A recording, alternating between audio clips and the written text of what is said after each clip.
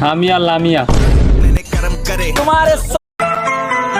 কিরে ভাই, কি অবস্থা তোর? এই তো ভাই আলহামদুলিল্লাহ। তুই এত বছর পরে করতে গাইলি? আরে ভাই এখন এই কথা বাদ দে। এত টেনশনের রসিদ ক্লিয়ার তুই? আরে ভাই আমার গার্লফ্রেন্ড প্রেগনেন্ট রে। তা কি হয়েছে, বিয়া কইরালা?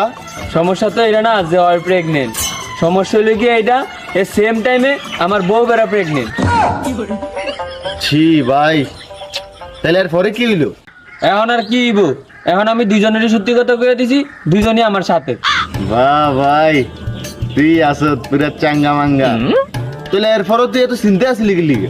আরে ভাই আমি তো একটা জিনিসই বুঝতেছি না, আমি তো 1 বছর ধরে বিদেশে ছিলাম, কিন্তু ওরা দুজন প্রেগনেন্ট হলো কিভাবে? মায়ের ওই এমন। এখন তুই এসব বাদ দে, এখন তুই তোর ভাইয়ের সম্বন্ধে জান। তো ভাই তোর ভাই তো 2 লিয়ে ঘুরে বেড়া। আচ্ছা, কারা এগুলা? সামিয়া লামিয়া।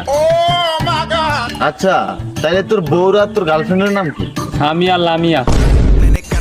तुम्हारे सऊदी के दोस्त अल बिस्तियाक बिन मऊदी बिन सऊदी